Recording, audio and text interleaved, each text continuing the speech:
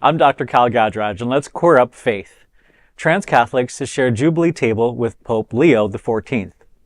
Pope Leo XIV shared a Sunday meal with a group of transgender Catholic activists, including Italian writer and advocate Alessia Nobile, during the Vatican's Jubilee of the Poor.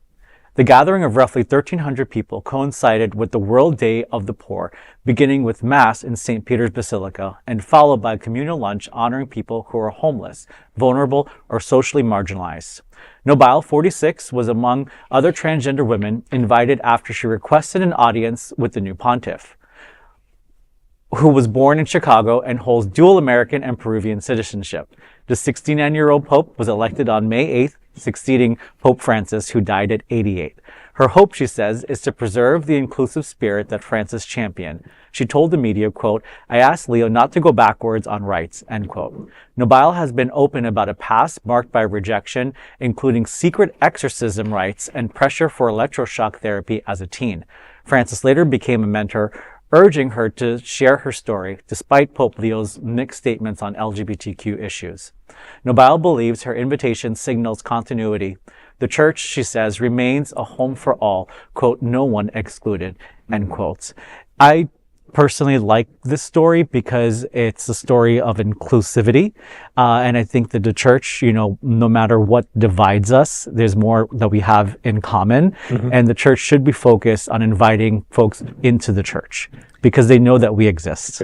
And I mean, look how many popes, just 2-3 popes ago, she would not been, she would have been banished from the church and criticized, and here they're letting her in, so maybe there is a glimmer of hope going into this. And I also said I love the Pope's outfits and the priest outfits. It's the best drag show in town. Absolutely. While I'm grateful that Nobile has a seat at the table, right, a seat in the Vatican, I really feel like I just have to say I'm not very hopeful that this is going to lead anywhere positive. A seat at the table is one thing, but a change in the legislation of church and the doctrine, that's a whole different creature, if you will. And you all know that I grew up in Texas, a very difficult childhood with very strict traditional family, conservative family. I personally had to endure some rather humiliating Catholic exorcisms because of my being gay and bringing Satan into the home, and which was really crazy.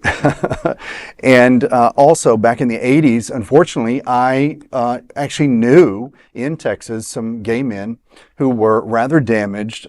They were still able to live life, but they were not the same because of electroshock therapy. And that was done because of their parents' permission when they were younger. And that really broke my heart because these were people in my neighborhood when I was going to college. And then now, 20 years ago, whenever I was entering anesthesia school here in South Florida, I unfortunately had to deliver electroshock therapy to patients for various disease states, not necessarily for them being gay, or none of them for being gay, but the fact that they just had different disease states. But it's so cruel, it's so inhumane, it's so awful to watch, and I think it should be barred. But what has been done globally and historically to our community is it really leaves me very little room for religious hope and change. Yeah. It's really shocking to hear these experiences and these stories because we're fortunate to live in a little gay bubble where we have places like Sunshine Cathedral where we're broadcasting live from right now, and Unity on the Bay and so many other LGBTQ plus friendly churches. And, we hope that, people can balance their faith, and find a spiritual home that accepts them. There's no other queer nonprofit media platform like this in the entire world. Support our LGBTQ stories by sharing them and subscribing to Queer News Tonight.